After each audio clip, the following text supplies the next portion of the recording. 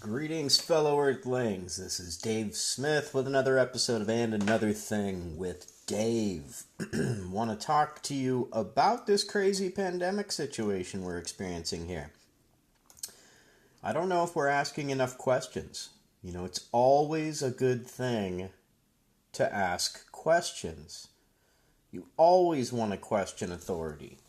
So, let me see if I can find this clip I want to play for you here. Okay, so this clip is posted on YouTube by the Crow House, and they say this in the description. Much of this video footage was taken from and influenced by New Normal, Pandemic Police State by Resurrection Europa. And then they provide the original extended version can be found here below. So if you are interested in checking out the full version of this, check it out there, and I'll go ahead and include this clip in the description of this episode as well. If someone had said to you in December that by April, millions of people all over the world would be infected with a mysterious new virus that has no vaccine, you'd think they were talking about a Hollywood script. It's happened so fast, it almost doesn't seem real. Coronavirus pandemic. Coronavirus pandemic. Coronavirus. Coronavirus. The COVID-19 virus. This horrible, invisible enemy. The virus of the virus. COVID-19. The coronavirus. COVID-19. The apocalypse. Well, most of us have never lived through anything like this. No one is immune. It threatens all of us. We're going to a different place, which is a new normal. A new normal. A new normal. A new normal. Dinner where your temperature is checked before you walk in.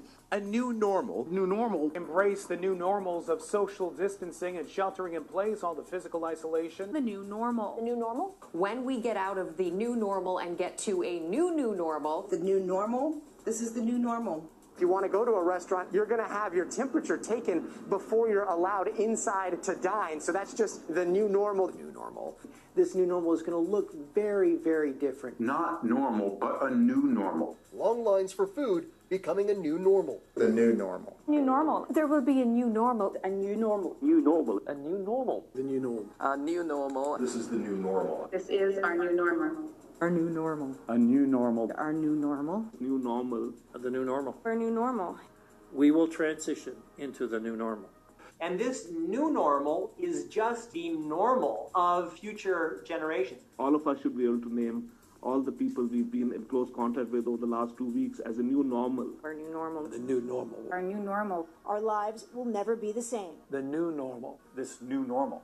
I think everyone's life is completely disrupted. You know, your normal pattern of go to meetings, watch sports events. And no normalcy as we knew it. This is not going to go away anytime soon. This will be the new normal until a vaccine is developed. Vaccine. Vaccine. A vaccine. The vaccine for this terrible virus. An amazing vaccine to the entire world. The world awaits a vaccine. The vaccine. The vaccine. So anyway, you get the idea, right? It's like this is scripted. So very odd.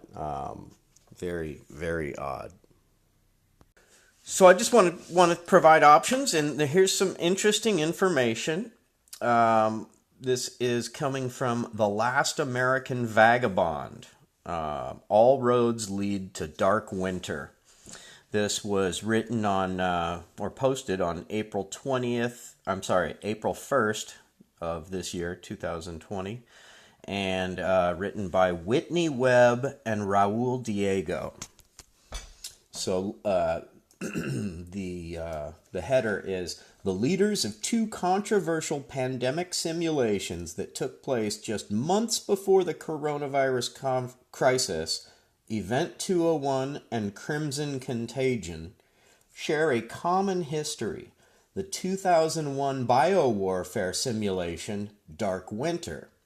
Dark Winter not only predicted the 2001 anthrax attacks, but some of its participants had clear foreknowledge of those attacks.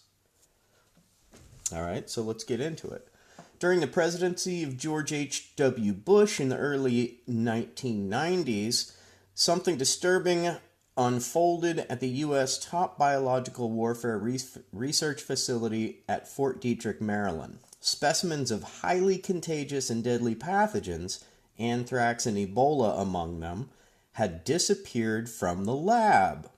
At a time when lab workers and rival scientists had been accused of targeting sexual and ethnic harassment and targeted sexual and ethnic harassment, and several disgruntled researchers had left as a result. So the management of this place is in shambles, right? Okay, so in addition to missing samples of anthrax, Ebola, hantavirus, and a variety of variant of AIDS, 2 of the missing specimens had been labeled unknown, an Army euphemism for classified research whose subject was secret, according to reports. The vast majority of the specimens lost were never found, and an Army spokesperson would later claim that it was likely some were simply thrown out with the trash. How likely is that?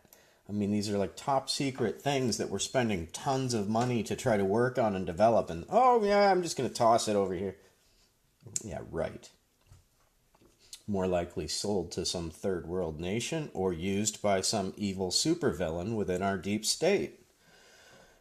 Anyway, here we go. An internal Army inquiry in 1992 would reveal that one employee, Lieutenant Colonel Philip Zack, had been caught on camera secretly entering the lab to conduct unauthorized research, apparently involving anthrax. And this is by the Hartford Courant. The Hartford Courant would later report, despite this, Zack would continue to do infectious disease research for the pharmaceutical giant Eli Lilly and would collaborate with the U.S. National Institute of Allergy and Infectious Diseases, NIAID, throughout the 1990s. The Courant also noted the numerical counter on a piece of lab equipment had been rolled back to hide the work done by the mystery researcher, later revealed to be Zack, who left the misspelled label anthrax without an H, in the machine's electronic memory. The Courant report further detailed the lax security controls and chaotic disorganization that then characterized the U.S. Army Medical Research Institute of Infectious Diseases lab in Fort Detrick, the U.S. AMRID. The same lab would a decade later be officially labeled as the source for the anthrax spores responsible in the 2001 attacks which are also officially said to have been the work of a deranged U.S. AMRID researcher, despite initially having been blamed on Saddam Hussein and Iraq by top government officials and mainstream media. Those attacks killed 5 Americans and sickened 17. Yet, at the investigation into the 2001 anthrax, accusations from major U.S. newspapers soon emerged that the FBI was deliberately sabotaging the probe to protect the anthrax attacker, and that the CIA and U.S. military intelligence had refused to cooperate with the investigation. FBI did not officially close their investigation into the 2001 anthrax attacks named Amerithrax until 2010, and aspects of that investigation still remain classified. More recently, this past July, the same Fort Detrick lab would be shut down by the CDC after it was found that researchers did not maintain an accurate or current inventory for toxins and failed to safeguard against unauthorized access to select agents. The closure of the lab for its numerous breaches of biosafety protocols would be hidden from Congress, and the facility would would controversially be partially reopened last November